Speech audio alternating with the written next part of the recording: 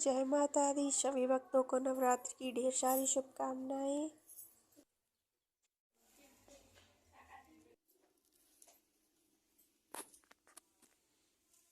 दुर्गा सप्तशती द्वादशी अध्याय। देवी चरित्र के पाठ का महात्म्य। मैं 3 नेत्र वाली दुर्गा देवी का ध्यान करता हूँ। उनके श्री अंगों की प्रभा बिजली के समान है। वे सिंह के कंधे पर बैठी हुई भयंकर प्रतीत होती है। हाथों में तलवार और ढाल लिए अनेक कन्याएं उनकी सेवा में खड़ी हैं। वे अपने हाथ में चक्र, गदा, तलवार, ढाल, बाण, धनुष, पाश और तर्जनी मुद्रा धारण किए हुए हैं। उनका स्वरूप अग्निमय है तथा वे माथे पर चंद्रमा का मुकुट धारण करती हैं। देवी बोली, देवता जो एकाग्रचित होकर प्रतिदिन इन स्थितियों से मेरा स्वागत करेगा, मैं उनकी सारी बाधाओं को मैं निश्चय ही दूर कर दूंगी।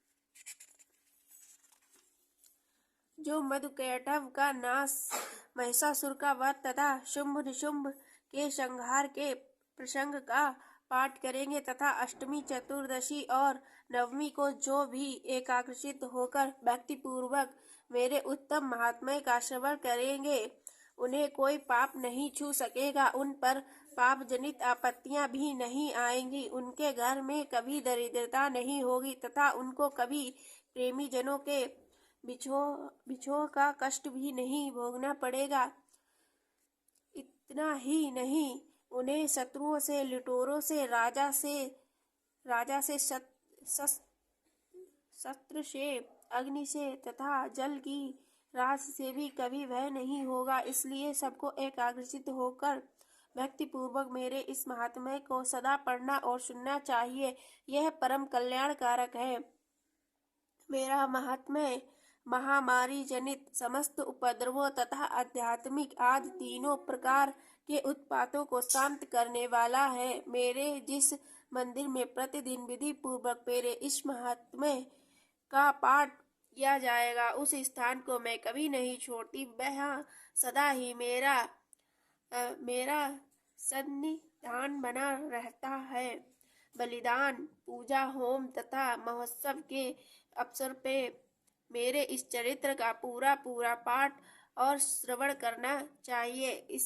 ऐसा करने पर मनुष्य विधि को जानकर या बिना जाने भी मेरे लिए जो बलि, पूजा या होम आदि करेगा, मैं उसे बड़ी प्रसन्नता के साथ ग्रहण करूंगी।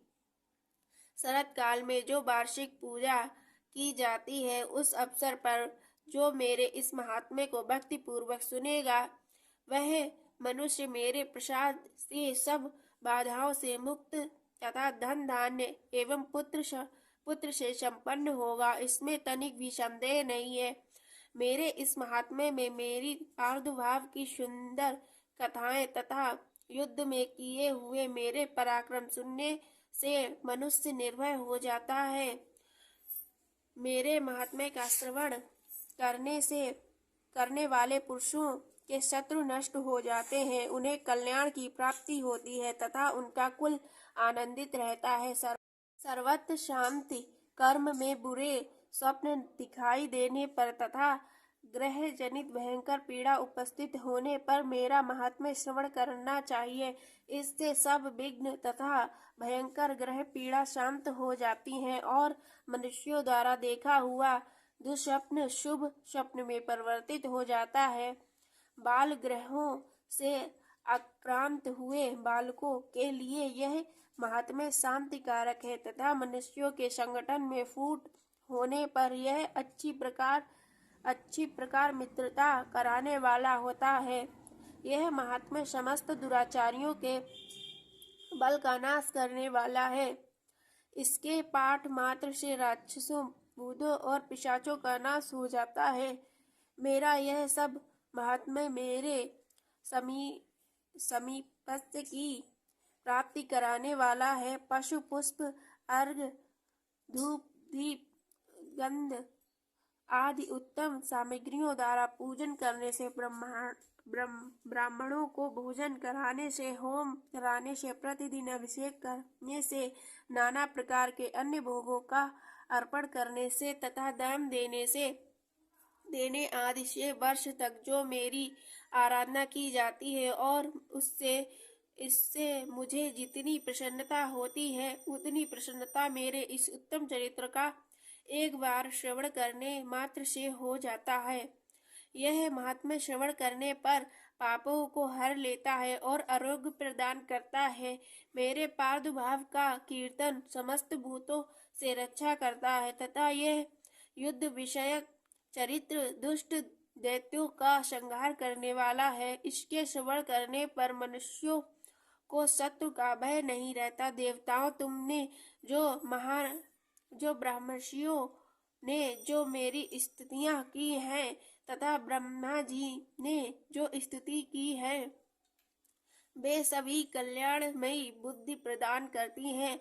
वन में शून्य मार्ग में अथवा दानवनल से घिर जाने पर, निर्जन स्थान में लुटेरों के दाव में पड़ जाने पर या शत्रुओं से पकड़े जाने पर अथवा जंगल में सिंह, बाघ या जंगली हाथियों के पीछा करने पर, कुपित राजा के आदेश से बद्ध या बंधन के स्थान में ले जाने पर अथवा महासागर में नाव पर बैठने के बाद भारी तूफान से नाव डगमगा होने पर और अत्यंत भयंकर युद्ध में शस्त्रों का प्रहार होने पर अथवा पीड़ित होने पर की बहुना सभी भयानक बाधाओं के उपस्थित होने पर जो मेरे इस चरित्र का स्मरण करता है वह मनुष्य संकट से मुक्त हो जाता है और मेरे प्रभाव से सिंह आदि हिंसक जंतु नष्ट हो जाते हैं तथा लुटेरे और शत्रु भी मेरे चरित्र का स्मरण करने वाले पुरुष से दूर भागते हैं। ऋषि कहते हैं, ये कहकर प्रचंड पराक्रम वाली भगवती चंडिका सब देवताओं को देखते देखते वहीं अंतर ध्यान हो गई। फिर समस्त देवता भी शत्रुओं के मारे जाने से निर्भय हो पहले की भांति यज्ञ भाग का उपभोग करते हुए अपने अपने अधिकार का पालन करने लगे। संसार का विध्वंस करने वाले महाभयंकर अतुल पराक्रमी देव शत्रु शुंभ तथा महाबली निशुंभ युद्ध में देवी द्वारा मारे जाने पर शेष दैत्य पाताल लोक में चले गए। राजन, इस प्रकार भगवती अंबिका देवी नित्य होती हुई भी पुनः पुनः प्रकट होकर जगत की रक्षा करती है। वे ही इस विश्व को मोहित करने वाली वे ही जगत को जन्म देती हैं तथा वे ही प्रार्थना करने पर संतुष्ट हो विज्ञान एवं समृद्धि प्रदान करती है। राजन, महाप्रलय के समय महामारी का स्वरूप धारण करने वाली वे महाकाली ही इस समस्त ब्रह्मांड में व्याप्त है। वे ही समय समय पर महामारी होती है और वे ही स्वयं अजन्मा होती हुई भी सृष्टि के रूप में प्रकट होती है। वे सनातनी देवी ही समय अनुसार संपूर्ण भूतों की रक्षा करती हैं। मनुष्य के अभ्युदय के समय वे ही घर में लक्ष्मी के रूप में स्थित उन्नति प्रदान करती हैं और वे ही अभाव के समय दरिद्रता बनकर विनाश का कारण होती हैं। पुष्प, धूप और गंध आदि से पूजन करके उनकी स्तुति करने पर वे धन, पुत्र, धार्मिक बुद्धि तथा उत्तम गति प्रदान करती हैं। इस प्रकार श्री मार्कंडेय पुराण में सार्वणिक मनवंतर की कथा के अंतर्गत देवी महात्म्य में फल स्तुति नामक 12वां अध्याय पूर्ण हुआ। जय माता दी।